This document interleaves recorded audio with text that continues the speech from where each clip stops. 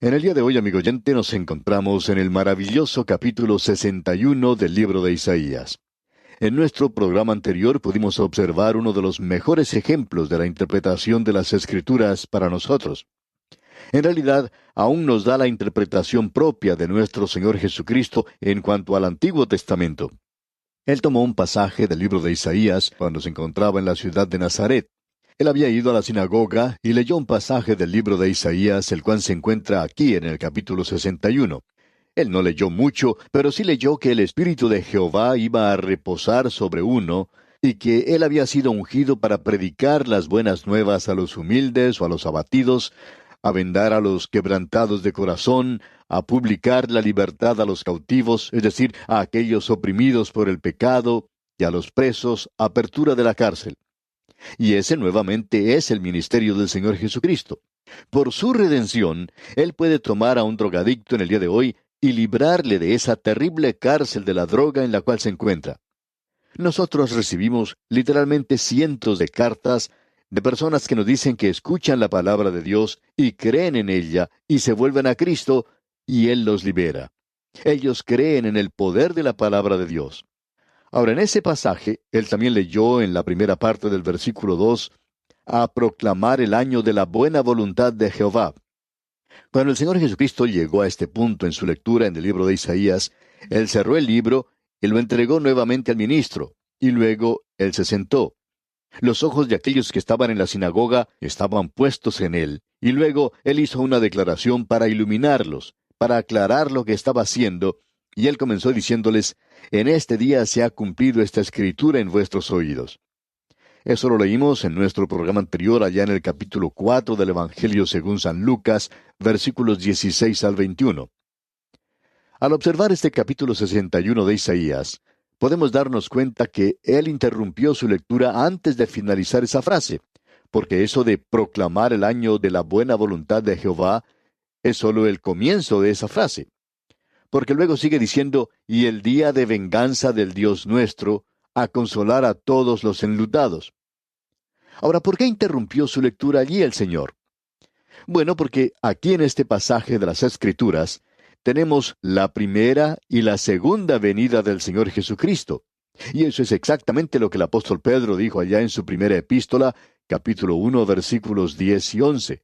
Él dijo, los profetas que profetizaron de la gracia destinada a vosotros inquirieron y diligentemente indagaron acerca de esta salvación, escudriñando qué persona y qué tiempo indicaba el Espíritu de Cristo que estaba en ellos, el cual anunciaba de antemano los sufrimientos de Cristo y las glorias que vendrían tras ellos. Pedro está diciendo que los profetas hablaron de los sufrimientos de Cristo y también de la gloria de Cristo. Eso lo tenemos en Isaías. Tenemos eso en la primera sección y en la segunda sección. Pero amigo oyente, aquí lo tenemos todo en un versículo. ¿Cómo es que podemos hacer esa diferencia? Bien, el Señor Jesucristo lo hizo aquí por nosotros, y entonces no tenemos ningún problema aquí. Pero necesitamos reconocer que los profetas observaban esto como si la primera venida y la segunda venida de Cristo fueran una sola cosa, ya que ellos lo veían todo junto. Ellos en realidad no podían separar o hacer una diferencia entre estas dos cosas. Quizá podemos ilustrar esto con una sencilla referencia a las montañas. Cuando uno observa las montañas a la distancia, parece que fueran solo una sola masa. Pero cuando uno se acerca más a la montaña, puede comenzar a distinguir que hay diferentes picos y que uno puede pasar en medio de ellos. Ya no son una sola cosa, sino que uno puede notar que son dos o más cosas. Al acercarnos a la montaña, podemos ver que son muchos los kilómetros que separan a un pico del otro. Pero uno tiene que estar en la montaña para poder notar la diferencia. Podríamos decir entonces que el profeta Isaías está observando esto que ocurriría en el futuro. Él vio la primera venida de Cristo, él vio la segunda venida de Cristo también, y aparentemente el profeta Isaías estaba aquí un poquito confuso.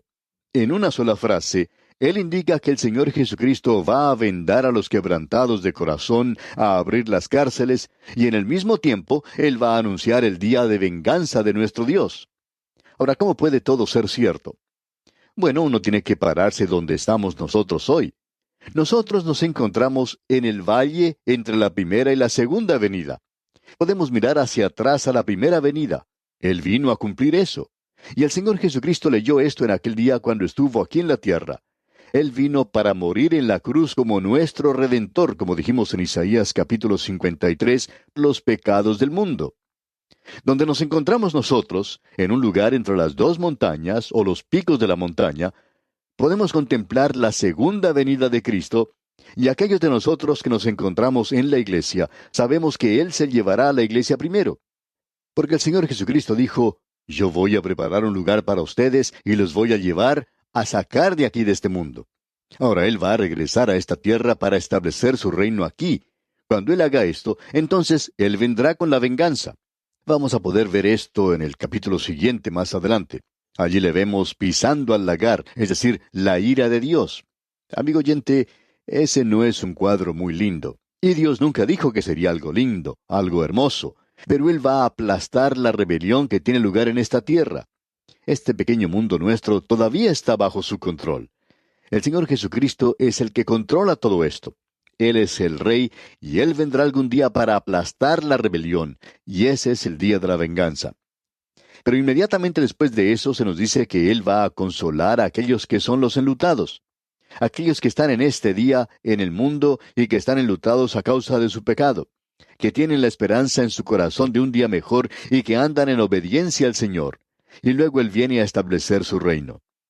Luego, cuando salimos de este versículo y entramos al versículo 3, podemos apreciar que Él no solo consuela a todos los enlutados, sino que viene, según el versículo 3, a ordenar que a los afligidos de Sión se les dé gloria en lugar de ceniza, óleo de gozo en lugar de luto, manto de alegría en lugar del espíritu angustiado, y serán llamados árboles de justicia, plantío de Jehová, para gloria suya. Esto es algo particular de la nación de Israel. Si usted va a estar de luto en Sión, tiene que salir de la ciudad en la cual se encuentra. Quizá uno lo pueda hacer en la ciudad donde se encuentra, donde por supuesto hay muchas cosas que entristecen. Pero creemos que Isaías conocía su geografía, y por tanto cuando él dijo Sión, él no quiso decir Bogotá, él no quiso decir Caracas, o Quito, o Montevideo, o Buenos Aires, ni ninguna otra ciudad. Sión es Sión, y ese es un lugar geográfico muy bien conocido para Isaías. Leamos nuevamente en el versículo 3 lo siguiente, y estamos leyendo en el capítulo 61 de Isaías, versículo 3. Dice, a ordenar que a los afligidos de Sión se les dé gloria en lugar de ceniza, óleo de gozo en lugar de luto, manto de alegría en lugar del espíritu angustiado, y serán llamados árboles de justicia, plantío de Jehová para gloria suya. Podemos ver que más allá del día de venganza, el cual es amplificado cuando llegamos al capítulo 63, se encuentra la paz y la prosperidad del milenio. E Isaías está usando un juego de palabras aquí, no tenemos ninguna duda en cuanto a esto. Con la gloria, en lugar de ceniza, es como decir en nuestro idioma que cambiará el juicio por gozo, el suspiro por un cántico. Es decir, que después del clamor y del juicio vendrá gozo y canto. Y luego en el versículo 4 leemos, reedificarán las ruinas antiguas, y levantarán los asolamientos primeros, y restaurarán las ciudades arruinadas, los escombros de muchas generaciones. La tierra de Israel será rejuvenecida, y será restaurada su belleza edénica en esa época. Lo que está sucediendo allí ahora es algo enteramente maravilloso. Y lo que está sucediendo ha hecho que un gran erudito en materias hebreas, el doctor Albright, asumiera una posición ahora que él cree en Cristo. Esa nación que había estado fuera de su propia tierra por unos 2500 años, ha regresado. Él llegó a ser creyente por eso. Pero debemos tener mucho cuidado porque no estamos viendo ahora el cumplimiento de esta profecía. Cuando uno ubica esto en el orden que le corresponde, podemos apreciar que tendrá lugar al comienzo del milenio. Y el caso es que no estamos allí en ese instante.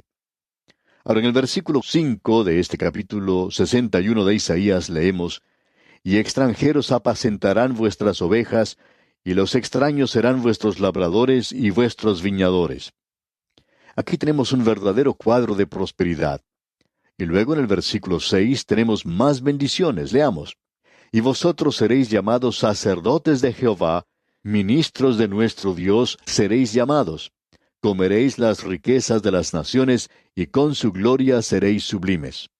Si usted quiere saber lo que hará Israel durante el milenio, aquí tenemos la respuesta. Ellos van a ser un sacerdocio de creyentes. Esa era la intención original de Dios, de que toda la nación de Israel llegara a ser sacerdotes. Eso lo podemos leer allá en el capítulo 19 del libro de Éxodo, versículo 6, donde dice: «Y vosotros me seréis un reino de sacerdotes y gente santa». Estas son las palabras que dirás a los hijos de Israel. Debido al pecado de ellos, esto nunca llegó a tener lugar, pero sí será realizado en el milenio. Esa es la intención de Dios, de que esto tenga lugar. Y no solo eso, sino que en el versículo 7 de este capítulo 61 de Isaías dice: «En lugar de vuestra doble confusión y de vuestra deshonra, os alabarán en sus heredades, por lo cual en sus tierras poseerán doble honra y tendrán perpetuo gozo». Aquí se nos habla del gozo completo. ¡Qué hermoso día que llegará a ser ese! Y en el versículo 8 leemos: «Porque yo, Jehová, soy amante del derecho, aborrecedor del latrocinio para holocausto. Por tanto, afirmaré en verdad su obra y haré con ellos pacto perpetuo». Es decir, que sus vidas entonces adornarán su ritual o rito religioso. Usted recuerda que hemos estado observando pasajes en las Escrituras donde ellos estaban pasando a través de ritos nada más, y el Señor los había condenado a ellos por eso, porque su corazón estaba lejos de todo esto, o sea, estaba alejado de Él. Y luego se nos dice en el versículo 9: «Y la descendencia de ellos será conocida entre las naciones, y sus renuevos en medio de los pueblos. Todos los que los vieren reconocerán que son linaje bendito de Jehová». Es decir, que el antisemitismo llegará a su fin, y el prosemitismo estará aquí sobre la tierra, y ellos serán testigos genuinos de Dios. No creemos que lo sean en la hora presente. No creemos que la Iglesia en el día de hoy esté cumpliendo con aquello que puede hacer. Creemos que estamos siguiendo el programa de Dios y está dando resultado, pero notemos que Él dice: «Llegará el día cuando tendremos la apariencia de la piedad, pero se negará el poder de ella». Vemos ahora, en la tercera sección, que existe una diferencia verdadera entre la primera y la segunda venida de Cristo, como se presentó aquí, y que el Señor presentó esta diferencia en los primeros 3 versículos. Luego tenemos esa anticipación del reino de paz y bendición que será establecido en el milenio. Esto nos permite mirar hacia el milenio, ese pasaje que acabamos de concluir ahora. Podemos ahora ver algunas de las cosas deliciosas del milenio en los próximos 2 versículos. Leamos la primera parte del versículo 10 primero. «En gran manera me gozaré en Jehová, mi alma se alegrará en mi Dios». ¿Cómo me gustaría ver que más creyentes pudieran tener más alegría al ir a la iglesia? Me gustaría que ellos disfrutaran de eso mucho más. Quisiera que el estudio de la Biblia llegara a ser una experiencia más emocionante para todos. Debería serlo. Y Dios tenía la intención de que así fuera, porque en la última parte del versículo 10 dice: «Porque me vistió con vestiduras de salvación, me rodeó de manto de justicia, como a novio me atavió, y como a novia adornada con sus joyas». El Mesías continúa hablando aquí, y al hacer eso, todos aquellos que son suyos pueden unirse en un salmo de alabanza. Dice aquí el versículo 10, en su primera parte: «En gran manera me gozaré en Jehová, mi alma se alegrará en mi Dios». El problema, amigo oyente, hoy es que hay muchos creyentes que no pueden regocijarse en el Señor. Deberían hacerlo, pero están fuera de comunión, están pecando demasiado y están fuera de la voluntad de Dios y marchan solo en su propia voluntad. Pero el versículo 11 nos dice: «Porque como la tierra produce su renuevo, y como el huerto hace brotar su semilla, así Jehová el Señor hará brotar justicia y alabanza delante de todas las naciones». Podemos apreciar aquí que ellos no solo recibirán beneficios materiales, progreso físico, sino que las verdaderas bendiciones van a ser espirituales en ese día. Ahora, en el capítulo 62 de Isaías, encontramos más detalles en cuanto a los gozos milenarios de la restauración de Israel y de la tierra como en aquel día. Aquí encontramos el deseo del Mesías, la esperanza de Él por estos gozos anticipados, y esto es algo que debería existir también en el corazón de todo creyente hoy. Existe cierto peligro para nosotros hoy como creyentes, que estamos esperando nada más por la venida del Señor Jesucristo para sacarnos de este mundo. Esto puede ser nada más que cierta forma de escape. La gente tiene problemas grandes, y entonces lo que buscan es que el Señor venga a llevárselos. Cierto joven estaba estudiando en un seminario, y cada vez que le tocaba estudiar el idioma hebreo, él suspiraba y decía, «Ah, si el Señor llegara esta noche y nos llevara». Él en realidad no era que buscara que el Señor lo llevara, sino que a él no le gustaba estudiar hebreo. Y por eso era que quería que el Señor viniera. Cuando llegó el momento de finalizar sus estudios, al otro día de recibir su diploma, una hermosa muchacha vino del Canadá, y ellos se casaron, y este joven entonces ya no decía lo mismo, sino que él decía, «Ah, espero que el Señor no venga por lo menos durante unos cuantos días». Claro, así es como muchos de nosotros somos en realidad. Decimos que queremos que Él venga, pero lo que sucede en realidad es que algo está sucediendo que no nos conviene o nos disgusta, y queremos escapar de eso. Pero no debería ser así, amigo oyente. Note usted ahora el cuadro que se nos presenta aquí. Tenemos la ambición del Mesías para Israel en los primeros 5 versículos. Luego, la santificación del pueblo de Dios para el milenio. Y luego, el anuncio del Señor para aquel día futuro. Vamos a destacar estas cosas al avanzar en este estudio. Primero entonces tenemos la ambición del Mesías, y leemos aquí en el primer versículo de este capítulo 62 de Isaías, «Por amor de Sión no callaré, y por amor de Jerusalén no descansaré, hasta que salga como resplandor su justicia, y su salvación se encienda como una antorcha». ¿Sabe usted, amigo oyente, la razón por la cual Jerusalén no puede tener paz hoy? Es porque alguien está sentado a la diestra de Dios y quiere gobernar en esa ciudad con justicia y casi no puede esperar. Quizá no deberíamos utilizar esa palabra cuando hablamos de la deidad, pero es que Él tiene esa ambición. Él quiere la justicia en esa ciudad. Y usted la puede llamar la ciudad santa si quiere, pero no es nada de eso hoy. Llegará a hacerlo algún día, sí. El celo de Jehová de los ejércitos hará eso, pero el hombre no llegará a ser rey. Tampoco lo podrán hacer las naciones, de eso estamos seguros. No creemos que nadie pueda brindar paz a este mundo, pero aquí tenemos a alguien que sí puede hacerlo. Así es, solo el celo de Jehová de los ejércitos. Por tanto, aún hoy, toda la creación y todos los creyentes están gimiendo en su estado presente al poner su mirada en el futuro. Ese día viene y nosotros tenemos el derecho de gemir por ello. Peregrino creyente hoy, ¿no está usted cansado de esta jornada terrenal y desea la comunión con el Padre? Esa es la pregunta para nosotros hoy.